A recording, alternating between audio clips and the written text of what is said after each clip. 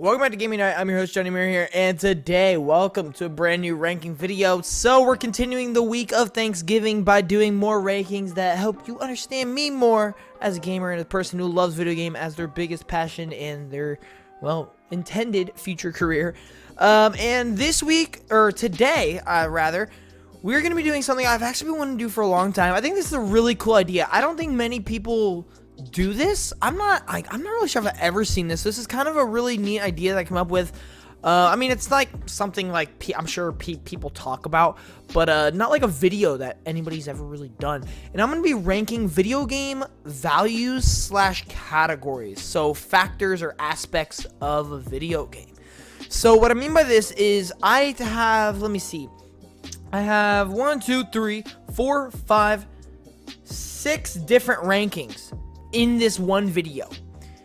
The first ranking is the 5 main categories / aspects of a video game, meaning we got story, music / audio, content / features, gameplay, and visuals / settings. Okay, or visual / setting. So basically, I'm going to be ranking these in terms of importance, what I see as the most important factor, or what I enjoy most in terms of factors, what really defines the gaming experience for me in terms of importance. It's kind of really hard to explain, but you'll see. So, like, basically, do I prefer gameplay, or do I prefer story? Do I prefer music and audio, or do I prefer content / features? What's more important in terms of quality and excitement for me, and what do I prefer?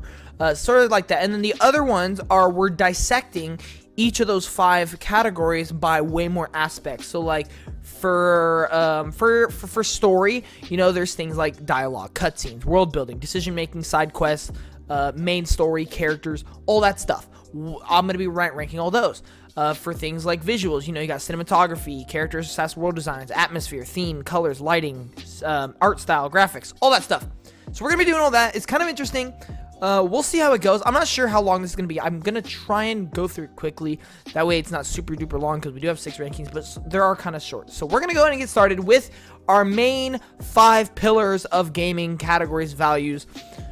Starting off with number 5, I have, as much as I don't like this being last place, because it really shouldn't be, but it's really hard to compete, we have music / audio. So let me get this straight. I think music and audio adds so much to a game. I think OSTs are some of the most beloved things when it comes to games, especially after you play a game. Music in games is one of those things that it carries on even after your experience with the game. You know, you can add it to your playlist. You'll listen to it later. It'll play when you watch a trailer. Stuff like that. All those things, I think, really just help the overall experience. But I think in terms of defining what makes a good game, there are plenty of games and plenty of scenarios where you don't need the greatest music to be a great game. And same thing with audio, except I think that's a little different. I think you do need good audio, especially if you're a sports game, if you're a racing game, if you're a horror game, for sure. I think audio design can really mean a lot when it comes to a horror game. Like Alan Wake 2 is a perfect example of that. It just heightens the experience by so much. But a lot of games can just settle for audio rather than like having the most insane audio design you've ever heard.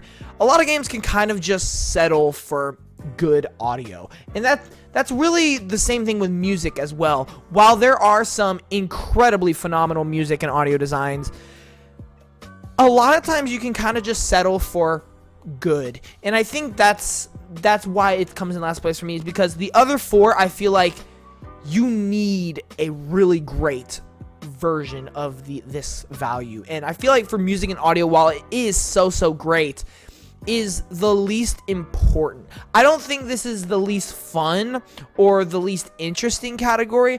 I just think it's the least important. And I hate saying that, because composers and producers do a lot when it comes to the audio and music. But I don't feel like they need as big of a focus in a lot of games Now, if you're a JRPG, if you're like a music slash rhythm game, for example, you need to focus. And I completely understand that, and I get that, and they do usually a phenomenal job. But yeah, that's just kind of how I feel about that. Coming in fourth place, we have content slash features. So this one's a little interesting. You may be wondering what exactly I mean by this. And I'm talking things like the length of the game modes that are included, the trailers, cover arts, advertisement that goes into the game, the progression systems through the game, whether the game has multiplayer or co-op, if there's like cool challenges, if there's DLC in the game, if there's collectibles, if there's a photo mode, stuff like that. All those things I just listed are the categories we're going to be dissecting and ranking later. I think this is really, really cool idea. Yeah, I think while music can be way more enjoyable than some of these things, this can really help define the quality and how really fun and great the game can be. I mean, just the simple fact, if a game has multiplayer slash co-op, that automatically, I think, heightens the game by a lot. I really, really do. You know, progression systems are really, really huge. You need good progression systems to help the player be really engaged throughout the entire thing. Me personally, trailers, cover arts, and advertisements really mean a lot to me. I love making my own trailers. Cover arts are some of my favorite things for some really weird reason. And the game modes that are included, how long the game is, can really help define, the experience. Like if it's a 20-hour game compared to a 50-hour game, you're really gonna feel a difference in your experience. Like you may love the longer periods of time, you may like the shorter periods of time. It really just depends. Whether there's collectibles, challenges can really help decide how great the end game is, how if it's just a one and done, or if it's a let's 100% or platinum the game. It really makes you feel that, oh yeah, this is a game I really, really loved. I really love to sink my teeth in and really do it all. And there are a lot of games that really do this, and a lot of games that fail and tend to flop are games that don't execute this category properly. If we think of something like Rainbow Six Extraction, I know it's a really weird one. You probably forgot that game existed. It's a fun game, but there was nothing to do with it. Yes, it had multiplayer slash co-op, but that's it. The progression sucked. Its advertisement sucked. There were barely any game modes. The length was non-existent. Challenges were garbage. There were no collectibles. There was no photo mode. There was nothing to do except repeat the same gameplay over and over and over again. At least with something like Call of Duty, there is a good progression system. They do have great marketing and advertisement. They have multiple game modes. They have a campaign that is most of the time decent in length. They have all that great stuff. Something like Spider-Man 2. It's so fantastic because, yes, the main story may only be 20 hours, but I know so many people who platinum and 100% the game because it has great collectibles, has great challenges, it has a photo mode that's so freaking fantastic. And yeah, it really is. This is really, really an important category to execute on because this can really make or break a game. It can have a great story, but if it's only 10 hours long and that's it can only do so much. I'm not saying like it can't be in your top 10 favorite games if there's not anything past the short 10-hour story. But having more and having this great content and features really can up a game by a lot. Now, that being said, like I just said, to having this doesn't mean it's a great game. You still have to have, in my opinion, the other three values and categories to be a phenomenal game. I think this category can just heighten a game by so much. That being said, we're going to go ahead and jump into our top three, starting off with number 3. And I know this may be a little controversial because this is really hard for me because while I think, okay, we're just going to go ahead and say it. My number 3 is story, okay? It is story. Now, I can definitely make the argument for any of these top 3 to swap places. I could see any of these being number 1 on any day of the week. I could see any of them being number 3 or 2. I have story in number 3, and it comes down to this. Not every game needs a great story. If you're a multiplayer game, if you're a co-op game, if you're a party game, if you're a simulator game, if you're a beat 'em up game, if you're in like, there are so many genres. Fighting game, there are so many genres that you do not need a fantastic story, whereas every genre I feel like need great of the top 2 that I chose. That being said, I think story has the biggest impact out of every factor. If I look at pretty much my entire top 20 list, 12 out of the top 20 are probably due to its story, right? My favorite game of all time is due to its story. My third favorite game of all time is due to its story. You know what I mean? My second game of all time is due to the other 2. But I think more rather than less, the story has the biggest impact on the way I feel for a game, or where I would rank a game, or what I would give the game in terms of its review, quality, rating. But I don't think every game needs that. I just think it more often than not, that does seem to be the case. And I think if you do have a great story, it's really hard not to be a beloved game. I think stories can really bring the biggest impact, can really make you remember the game the most. And it has to do with characters. It has to do with intros, openings, endings. It has to do with specific missions, boss fights sometimes. Although boss fights can also be included in gameplay. So I think story really has so much to do with it, and it is so important. I could see it being number 1 just because of how powerful it can be. But for me, the other 2, I think, are just personally more of a must-have in terms of anything. And that leads me to number 2, which I have visuals/settings. Or just setting. Visuals/settings. So what I mean by setting is like, where does it take place? Is it in a city? Is it in is it in Japan? Is it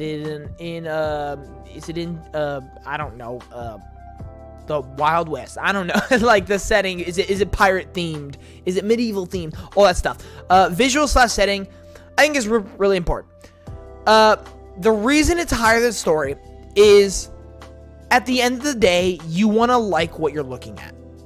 I think that's just the bottom line of it. I think at the end of the day, if you are looking at something that is just not fun to look at, you're not going to play it regardless of any of the other factors. If it is just crappy looking, I don't want to play it. I'm sorry. I just don't want to play it. Now, I'm not saying it has to be the prettiest game in the world. I think Ubisoft has proven that really great, really well. It doesn't have to be the prettiest game in the world, but it has to at least look good. It has to at least look good. But where it really shines is when games go above and beyond. Hi-Fi Rush, Alan Wake 2, Ghost of Tsushima, Returnal, Horizon, the Spider-Man games, Street Fighter's new art style, all those have such... Psychonauts 2 is another great example. So many of these games have just stellar visuals and art styles that it just makes you love it to such an extreme. And I think visuals and setting can really, really entice a player. I think visuals and settings can possibly be, on any day of the week, be the most attractive aspect of a game. When you're watching a trailer for it, if you see a cool art style, you're like, oh, that's really, really cool. It's the first thing you notice. Oftentimes, when I see an art style or visuals I really like, that's when I really get keen on, I want to play this game. Because oftentimes, that's the first thing we see. We don't see gameplay until later on, most of the time, when it comes to advertisements and trailers. We always see the visuals first. And I think that's what is the biggest selling point. That's what I'm trying to say. I think visuals and setting can be the biggest selling point. If you're a fan of pirate games, you're going to pay attention to any pirate game, right? If you're a fan of medieval and a new medieval game comes out, you're going to be like, oh, that is great. If you like cyberpunk stuff, if you like, you like futuristic stuff, if you like historical stuff, if you like modern stuff, all that setting and visuals can really be the biggest selling point, the biggest attractive factor for a game. And that's why I put it above story. I just think it's more important for the player's experience rather than just the quality of a game. So that's why I have it at number 2. Number 1, I feel like this is kind of the definitive number 1. I would be really shocked if this is not number 1 for almost everybody, because at the end of the day, this medium is about this. It's why we call it a video game. It is interactive media, and it's because of the gameplay. Coming in at number 1 is gameplay. You can't have a video game without it. You just can't. We have movies. That's what visuals are, and story and music is for. We have books. That's what also story is for. We have, music, just the music industry. That's great. But guess what? Video games also has all of that. Video games can oftentimes be movies. A lot of people just watch all the cutscenes. We have great OSTs. We have great music. We have, in my opinion, some of the best stories out there. But we also have the thing that is unique to this medium, unique to us, and that is its gameplay. That is what defines this industry. That is what defines this medium, this art form. That being said, there are plenty of games that don't have the best gameplay, but have incredible stories, visuals, music, and it's some of the best game of all time, whether or not it has some of the greatest gameplay or not. But either way, the gameplay is always a factor in any game. Always a factor. When any game is announced, do you know what everybody's first question is? What does the gameplay look like? Because that is the most important thing to me when it comes to a video game. You cannot play a video game without the gameplay. It's just it's impossible. It is impossible. And so it just has to be number 1. I'm really not going to spend more time on it because I feel like it's pretty self-explanatory. Alrighty, we're going to start dissecting each category and ranking all the different factors. I'm going to try and go through this one a little quicker because, yeah, we have a lot to go through. We're going to go ahead and start from number 5, which was music and audio. And I only have 3 categories here. And so coming in 3rd place, I have voice acting. So voice acting can really make or break a lot of things. When it comes to characters, voice acting is one of the biggest things. But at the same time, the reason it's in 3rd place is there are a lot of games that have either very little or no voice acting and are just fine. Kirby has no voice. Everybody loves Kirby. Everybody loves Kirby. Zelda is another perfect example. He doesn't talk, but everybody loves those games and loves Link. So I think voice acting can really do a lot for characters and story and is important. Like the performances we get from so many people are just absolutely stellar. I just think it's the least important out of the 3. Pretty much as much as it sounds. That's pretty much it. Because coming in at number 2, we have sound effects, audio design. At the end of the day, I'm not going to play a Call of Duty game and the guns sound like stupid. Like if a gun does not sound like a gun, it's going to throw me off and it's going to make the entire experience lame. Okay? If when I punch somebody, if I'm not hearing impact, it's going to feel unsatisfying and it's just not going to hit the same way, right? Now, the reason it's in 2nd place is because you don't really pay too much attention to it most of the time, because most of the time it's just good. You know what I mean? It's just good. It doesn't have to be over the top. It doesn't have to be the most unique thing you've ever heard every single game. It just has to be good to the point where it gets the point across and it makes the experience what it should. It doesn't have to make the experience better, which a lot of games do that. It doesn't have to make, your experience unique or refreshing in any way. It just has to make your experience good. And I feel like that's why sound effects are there. Now, number one because it's just the most enjoyable out of these 3 factors, and that is OST/music. After the game, you're going to add songs to your playlist. During the game, you're going to rock out or you're going to cry due to sad music. Your music and OSTs can bring a lot of emotion. It can bring a lot of excitement. It can bring a lot of thrill. It can bring a lot of uniqueness. It can bring a lot of memorable moments. It can bring a lot of outside engagements. You know, I've never played a Mario game, but how many people... I've played Mario game. As an example, if somebody's never played a Mario game, I guarantee you they've heard the Mario theme, right? Almost everybody's heard the Mario theme. You know, it's just things like that. I feel like OST is just always the most fun. It's always the most interesting. It's always the most recognizable. And I feel like it's the most important out of music and / audio. So yeah, that's that. Okay, we're going to go on to our fourth, which was content / features. Kicking it off, I think I have, let's see, 1, 2, 3, 4, 5, 6, 7, 8, 9 categories, or aspects here. Coming in last place, I actually really love this, but it's coming in last place, so I just don't use it too much, and that is photo mode.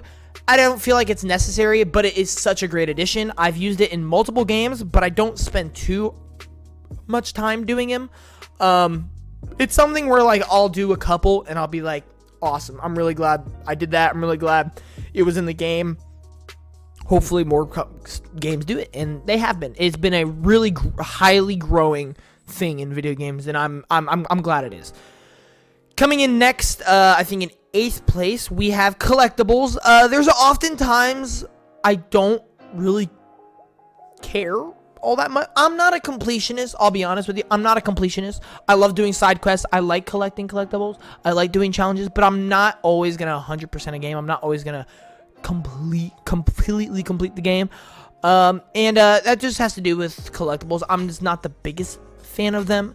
Yeah, that just has to do with, like, I don't get me wrong, I love them. In a lot of games I do. I just feel like everything else is just more important for me. I would rather everything else be included than collectibles.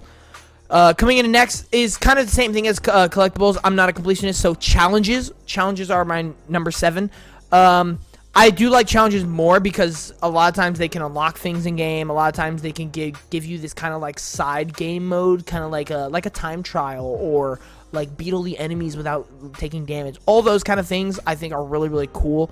And yeah, I really find challenges really, really fun, but everything else I just feel like is so much more dominant when it comes to this category for sure. Coming in 6th place, I feel like this one should be higher, but the reason it's not is because I feel like this is dependent on everything above it. Coming in at number 5, or wait, no, coming in at number 6 is DLC. So I think DLC depends on a few things. Number 1, was the game good enough to get it? Number 2, are people wanting more? Number 3, was there already enough content, or was there not enough content to where we need DLC? Number 4, does DLC make sense? Will it add much to the game? And number 5, can they make DLC interesting enough? I think a lot of DLC does that. I think like Phantom Liberty is the perfect example. That is a DLC expansion done perfectly, in my opinion. But there's games like, what's a good example here? There's games like, I'm struggling to think. Okay, you know what? There's games like, I'm gonna kind of bash on my favorite game of all time here, Ghost of Tsushima. As much as I think Icky Island was a fun inclusion, I don't think we needed it. I really don't think we needed the DLC. I think the director's cut was fine, getting the next gen upgrade, getting a few more like things here and there to maybe 100% the game and all that. I don't think we needed the full-on expansion to Icky Island. I just really don't think we did. But, you know, I'm still glad we did. And so, it really just depends on a lot of things. DLC can also be a lot of, like, microtransactions and, like, skins and DLC characters. And sometimes that may not always be the best thing. So, yeah. I think DLC can really, really be awesome. But, not all the time, you know? And I feel like it's lower because of these next 5. I feel like DLC is dependent on this. Coming in, especially number 5, which is the length of a game. If a game is super short, we're gonna take notice. If a game is super long, we're gonna take notice. Me personally, I'm not the biggest fan of super duper long games. And so my personal favorite length of a game is anywhere from 15 to 30 hours. If it's anywhere in between there, I think it's perfectly fine. That is just me, though. I've played games that are way more than 30 hours, and I've loved them. I've played games that are shorter than 15 hours, and I've loved them. I think that's the average. I think that's kind of the benchmark for it. But feel free to go beyond that or below that. As long as it's still good, that's all I really matter.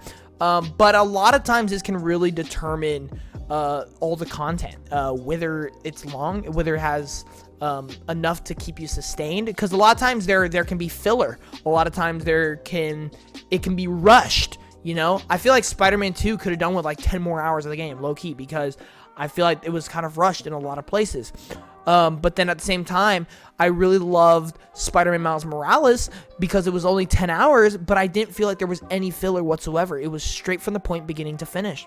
So yeah, that's kind of how I feel about length. Coming in number 4 is game modes. I think game modes is super important, especially in not story-driven games. Like the fact that Call of Duty has multiplayer, campaign, and zombies, I think is great. The fact there are 3 game modes that basically can be taken as 3 completely separate games, all in one game. It could really make or break a game.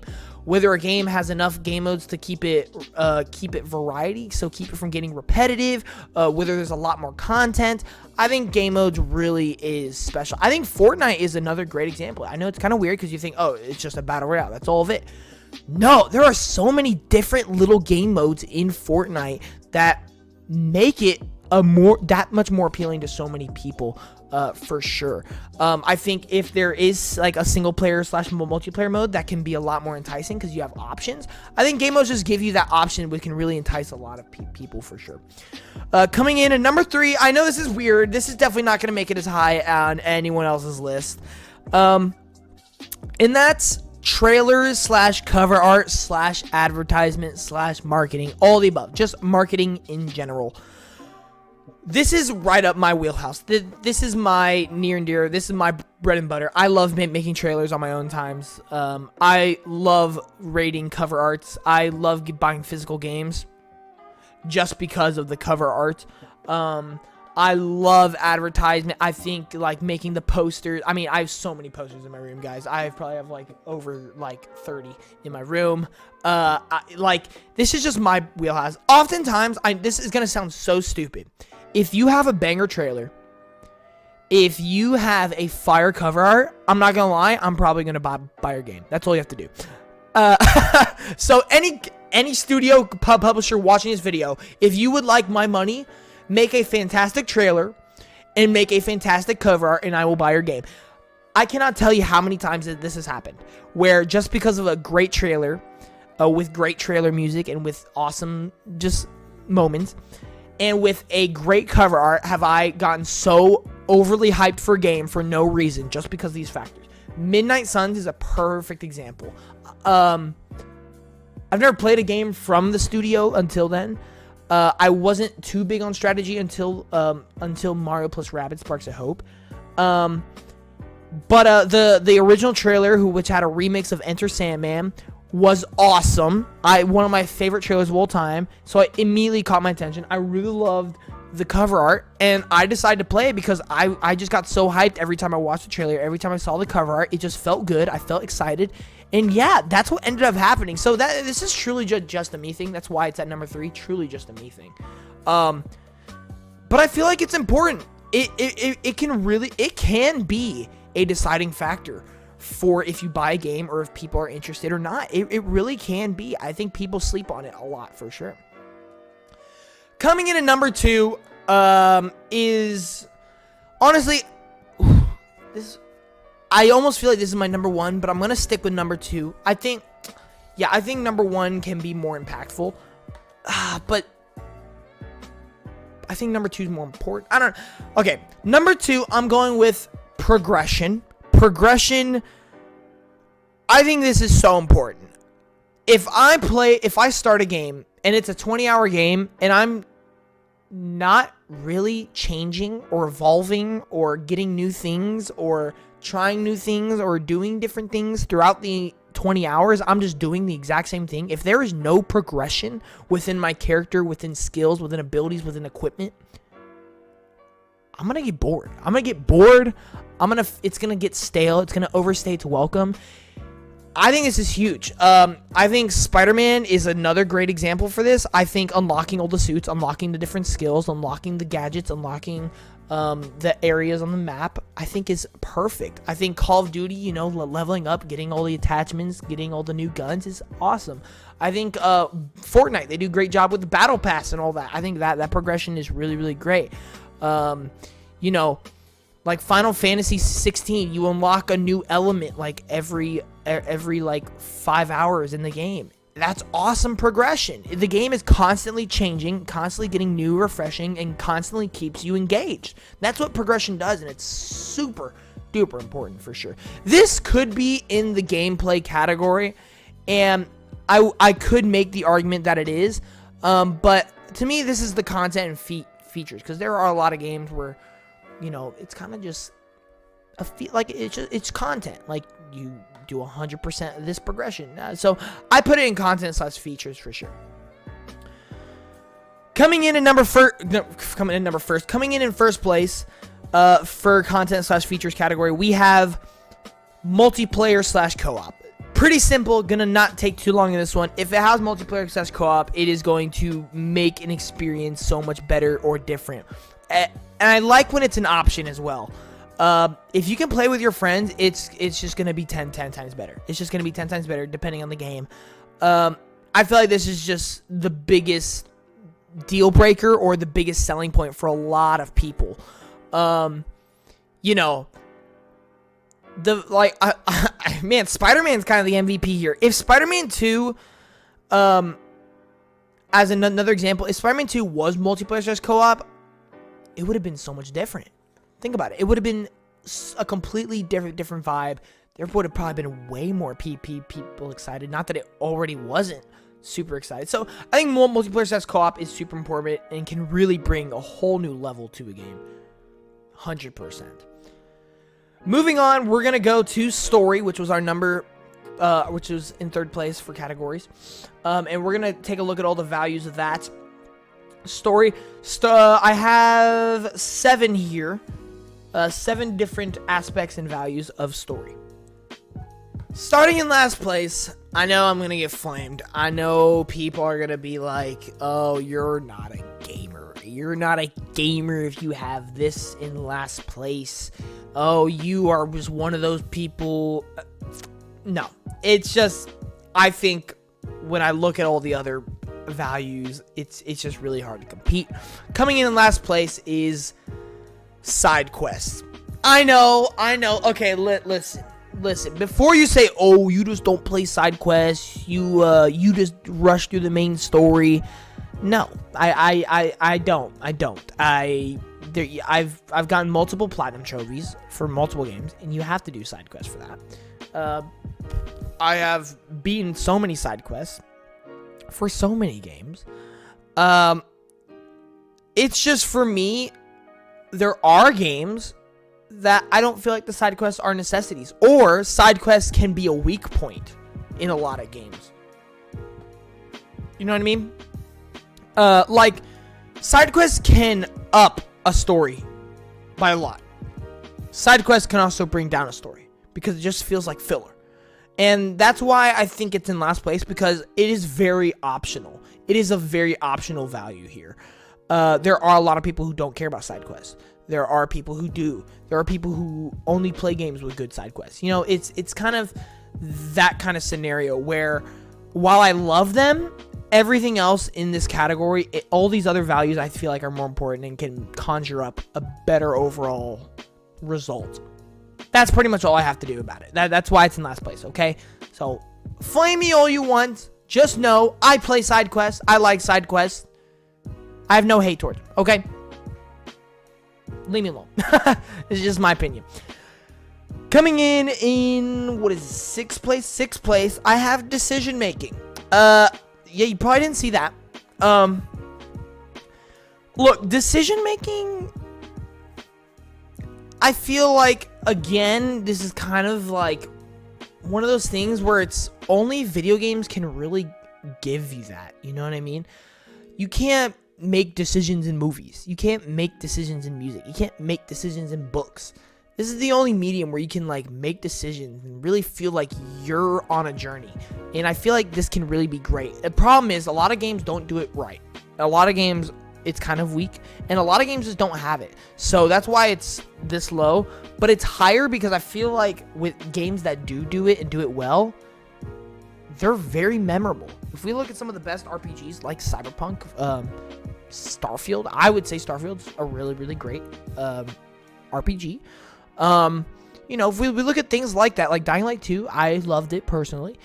The decisions were awesome. I loved the fact that we could make decisions. It really helps you feel immersed, feel like it's your story, feel like it's your journey and your experience. And that's what gaming is all about, giving that player that experience in that world. And yeah, I love decision making. Coming in at 5th place, kicking off the top 5 of this category, we have world building. World building is super important for a story because it expands outside of just its cutscenes, its main quest line.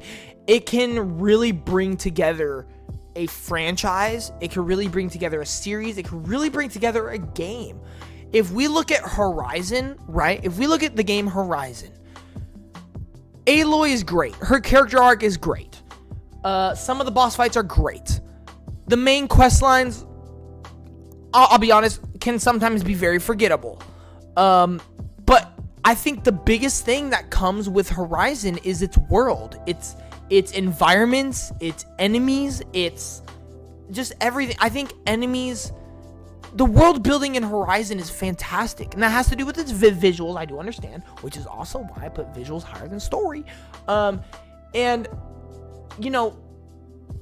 God of War. I feel like God of War does another great example of this. Now, I will say Kratos and Atreus in the main story is probably way more prominent in that than Horizon. But everything outside of it as well is so great. They have captured the Greek world building of that insanely. They have captured the Norse world building of that insanely. God of War as an entire franchise, its entire world building is so great because of a franchise. The franchise is really built off of the world building as well as Kratos' main character. So I think world building is really, really huge. Game like Elden Ring almost has no main story. It's just pretty much all world building / lore. I do include this value as lore as well because lore is really, really important in terms of world building as well. So yeah. Coming in at coming in 4th place, I have dialogue. Again, this is hard because dialogue is really important. Okay, listen, I'm gonna spend really short time on this one. We know the importance of dialogue. You can't really have a story without it, whether they actually say the words or if it's text. It's dialogue either way. Dialogue is pretty much like one of the biggest parts of storytelling. The thing is, the 3 values above dialogue have dialogue included in them. Like, dialogue is dependent on the top 3 here. So we're just gonna go ahead and go to the top 3 so you can understand what I mean. Coming in 3rd place is cutscenes. Cutscenes have dialogue in them. They have way more than dialogue in them. They have amazing visuals. They have great segments. They have great action. They have great story beats. Everything. Cutscenes are awesome. People sometimes don't even play the game and just watch all the cutscenes. That tells you something. That really does tell you something. Cutscenes really help you get way more engaged, really feel the story to its fullest. And I completely agree. I personally do prefer when big stories have great cutscenes, but that is just me. Coming in 2nd place is its main story, its main quest line, because we had side quests earlier, right? When you have things like world building and decision making, that doesn't necessarily always have to be the main story. But I feel like the main story is super important. That's the thing that most people talk about when it comes to most games. When you bring up God of War in the conversation, the first conversation does not always go to a side quest you did. It's what did you think of the main story, the ending, the opening, the Thor fight, Odin. And then later on in the conversation, you might bring up the side quest. I think main story is the most impactful thing when it comes to a game's story, for sure. Outside of our number one, which is characters. I have said this in so many different occasions. A franchise is not built on a game's story. Okay? A game is not built solely on a plot. A game and a franchise is built on its characters. People do not love Mario because of its plot and its story. They love Mario because of Mario and the gang. They love him because of the characters, the enemies, everything. People love the boss fights in so many Souls games. Those are because of the characters, the bosses themselves. People don't come back to a game like Yakuza, game after game after game, like 10 games later, because of the plot that took place in Kiwami 1 or 2. They come back because of the characters that have been established. You don't come back to a franchise because of its story. You come back because of its characters. Now, that being said, there are some games that you don't come back because of characters either. Instead, it's gameplay. But I will never argue you come back to a game because of the plot that took place in the first game. If the plot never changes, because here's the thing. You could say, oh yeah, well, like a game like a sequel, like Alan Wake 2. We came to the second one because the first one had a cliffhanger. Yes, but the plot of the second one is different than the first one. It continues the story, yes, but it's not the same exact plot. The plot of the first one was he was trying to save his wife and all that stuff. He was in normal reality. She was in dark reality. Second one, the plot is he is trying to escape the dark reality. And Saga Anderson is trying to figure it all out. Two very different plots. But you know what's still connected between it? Alan Wake. You know what I'm trying to say here? So, while the main story is super important, while plots are super important, characters are everything. Outside of games, this entire background is built off of characters. It's not built off a plot. I don't have a shelf dedicated to a plot of a game. That's not how that works. Characters are everything. Characters are video games. Kirby is not built on a plot. Kirby is Kirby. That's what makes Kirby. The franchise is called Kirby. Mario. Spider-Man. Like, you get what I'm saying. I feel like I've made the point across. I feel like it's pretty self-explanatory, guys. Moving on to our next category, we're going into visuals/setting. So, let's go ahead and get started. I think I have 8 here. I have 8 that we're going to go ahead and rank. Starting off in last place, I love all of these. Like I said, visuals and setting is one of my favorite things. Personally, once I do, get through college, which I'm currently going for designing video games, one of my things I want to learn to do is the visuals. So I'm going to explain more of that because I don't want to spoil any of the values. Coming in last place is lighting. I love lighting. I think lighting is super crucial in making a game look beautiful. But you don't always need the most insane lighting. That's really what I have to say. Make lighting look pretty. Boom, you have good lighting. That's really all it is. Now there are some games like Alan Wake 2 that the lighting is just, and Ghost of Tsushima, that is just, woo. I'm like, yeah, that's crazy. Coming in next place, 7th place, we have colors. You make a game with a great color palette. You make a game with so many bright, colorful, or you make it with dark, grim colors.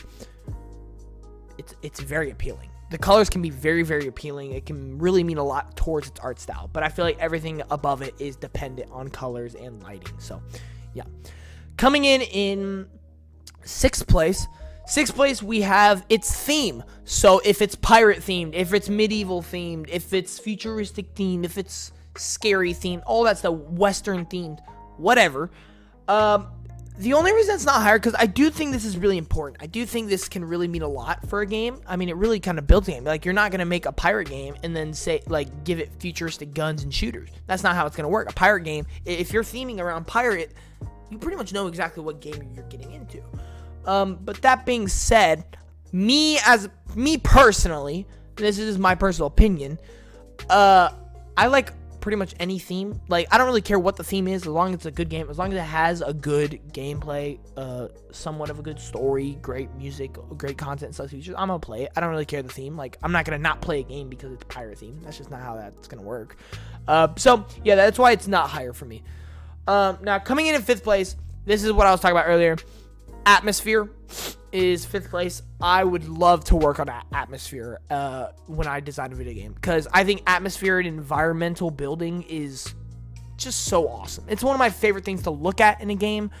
The only reason it's not higher is I just feel like everything else above it is more important. That's really it. I have nothing down to say about atmosphere. There's no weak part of it. It's just, it is really important, for sure. I mean, Horizon is a great example. Liza P, that atmosphere is awesome. The reason Bloodborne is as good as it is because of its atmosphere and environments and everything like that. Yes, the gameplay and boss fights are also incredible. Yeah, atmosphere and environment is just special. It really is. It can make a game super special and super memorable, for sure. Coming in 4th place, we have character / world designs.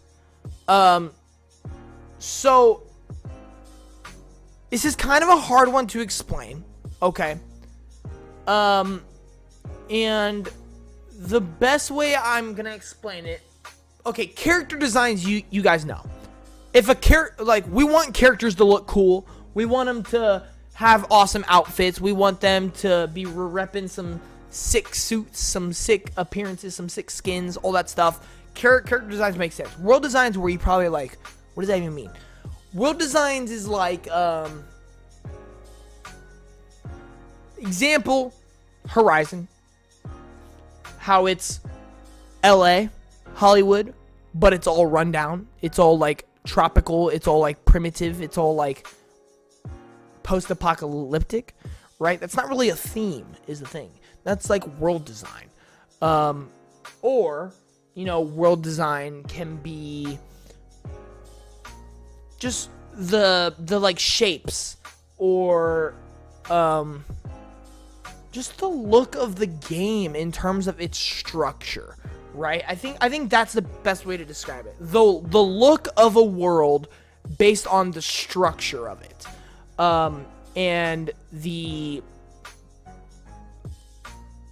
it kind of has to do with atmosphere as well, and theme. It kind of is, you know, those other two things are dependent on this. So it's kind of a weird one, but I think the biggest one is character and world design. So, like, also enemies can also be world design, I feel like, and character design at the same time. So all that stuff, very, very important. Yeah. Coming in 20, and the reason it's that high is because, I mean, I just said characters is super important. We want a character to look good. If Kratos looked like ugly, the game honestly would not be as good. Facts. Coming in 3rd place, kicking our top 3, we have graphics. Now, I know what everyone's gonna say. You'd be like, we don't need good graphics.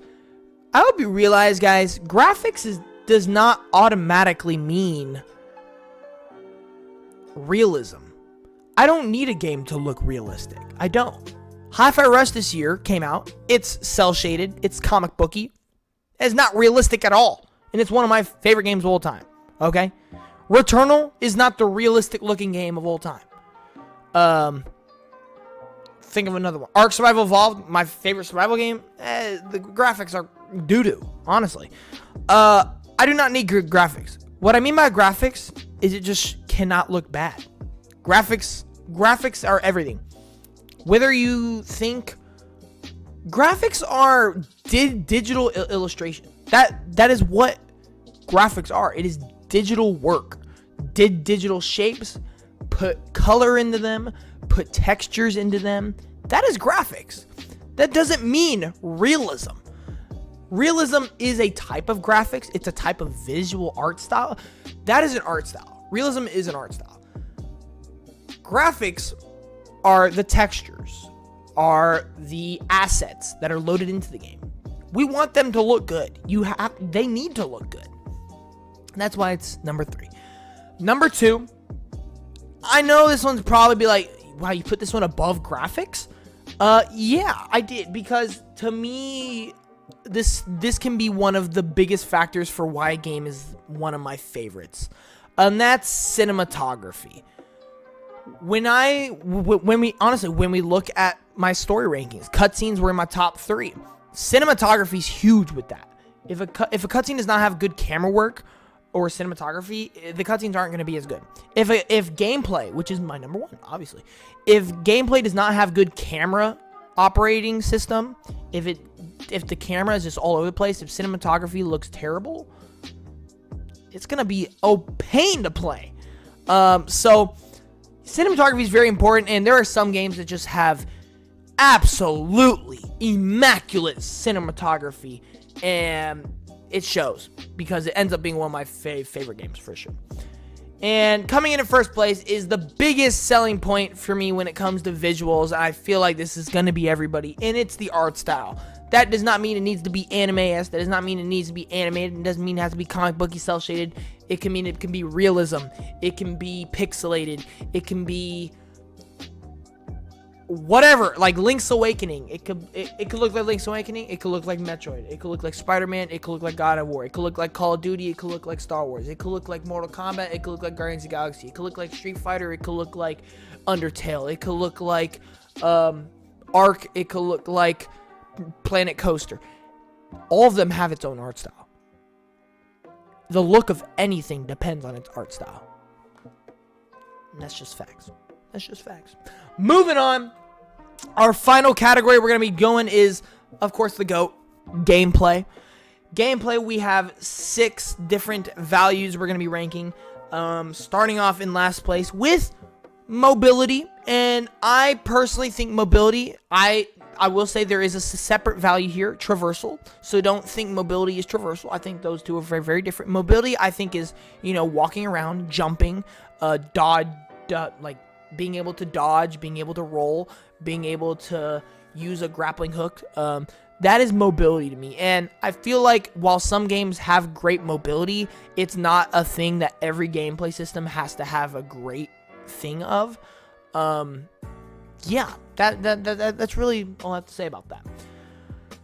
Number 5, we have world interaction. So being able to, go into so many buildings, being able to talk to so many people, being able to do so many things and interact with the world in so many different ways can really heighten an experience for you.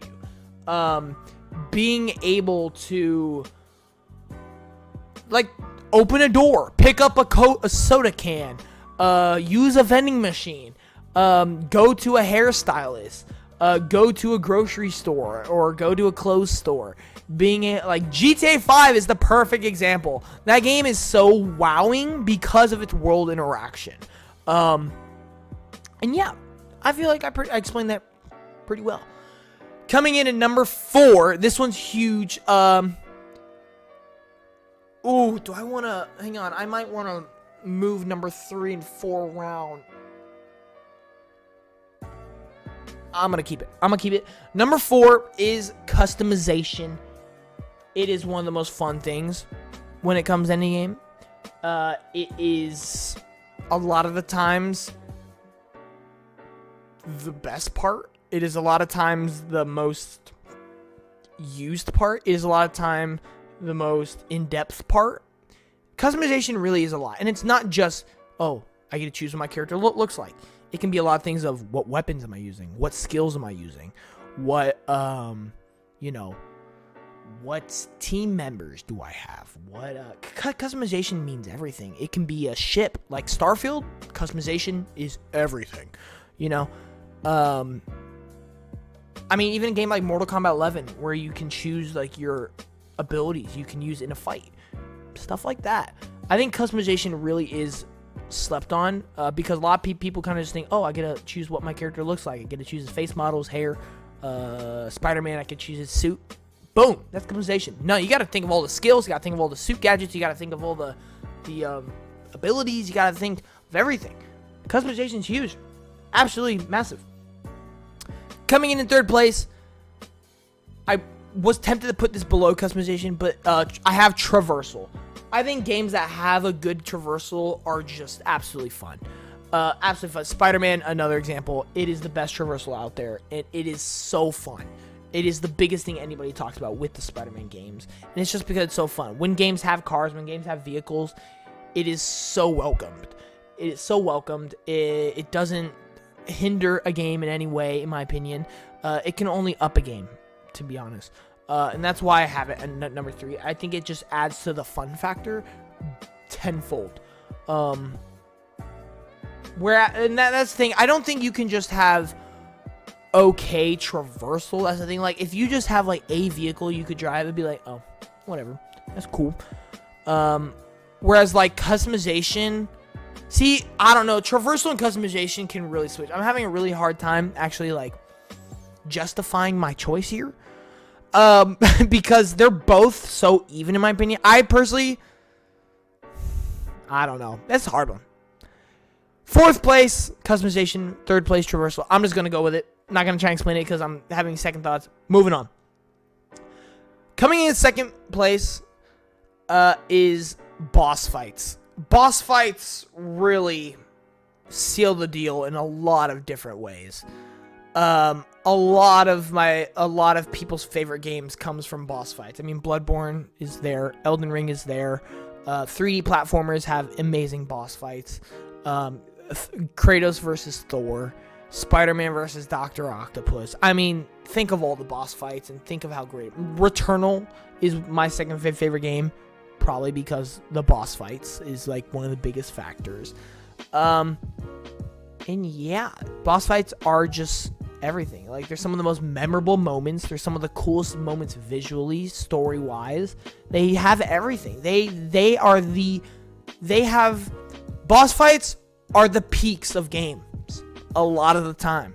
A lot of times boss fights are the peaks of games. And yeah, it just has to be there. The only reason it's not number 1 is because it is dependent on one thing.